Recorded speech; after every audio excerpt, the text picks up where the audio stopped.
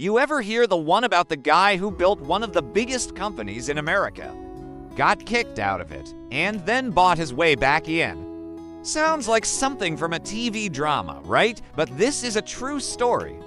And it begins, strangely enough, with a man who didn't even like cars. It's 1907. Cars aren't the everyday thing we know now. They're noisy, expensive, unreliable toys for the wealthy.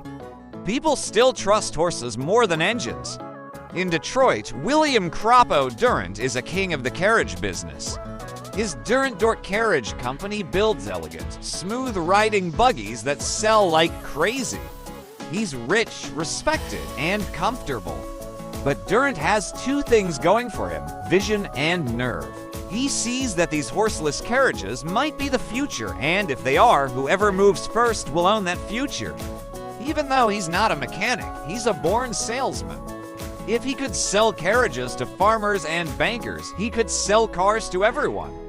His first big move is taking control of Buick, a struggling little car maker with a solid engine but no real market. Durant transforms it. He doesn't just build cars, he builds desire.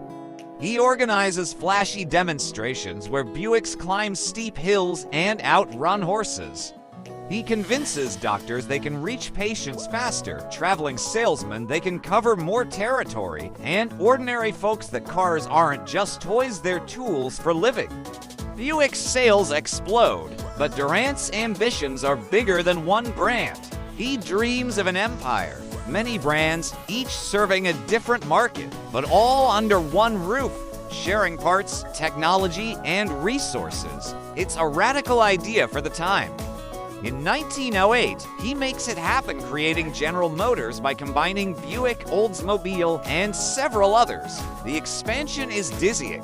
Within 2 years, GM owns Cadillac, Oakland later Pontiac, and more than a dozen other companies, from parts suppliers to accessories. Newspapers crown Durant the Napoleon of the automobile, but rapid growth costs money. By 1910, GM is drowning in debt. The banks step in, the board gets nervous, and Durant is forced out of his own company. Most people would take the loss and walk away. Durant, he sees it as just another challenge. In 1911, he partners with a Swiss-born race car driver, Louis Chevrolet. Together, they launch the Chevrolet Motor Company, stylish, affordable, and with enough speed to win over the public. The cars sell fast. Durant uses the profits from Chevrolet in the most Durant way possible. He quietly buys up GM stock, share by share, month by month, until, in 1916, he owns enough to stage one of the most legendary comebacks in American business history. He walks back into GM's headquarters not as a guest, but as its controlling owner. Back in charge, Durant merges Chevrolet into GM and expands the lineup even further. He creates GMAC, a financing arm that helps regular Americans buy cars on payment plans. He invests in research, pushing for better engines, safer designs, and more efficient production. GM becomes more than a car company, it becomes a self-contained industry. But Durant's restless style never changes. By 1920, another economic downturn and his aggressive spending push GM into a risky position again. Investors lose patience, the board moves, and Durant is out for the second and final time. This time, Alfred P. Sloan takes the wheel.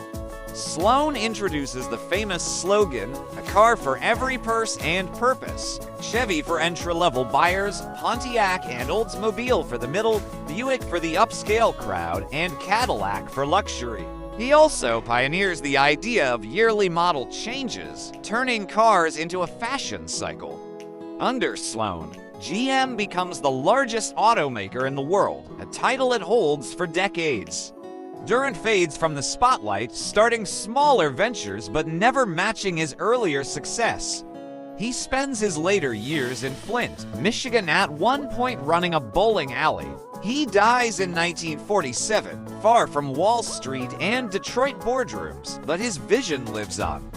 The idea that a single company could be home to many brands, each with its own personality and market, became a blueprint for industries far beyond cars. So next time you see a Chevrolet, a Buick, or a Cadillac rolling by, remember, it all started with a carriage maker who didn't like cars until he realized they could take him anywhere.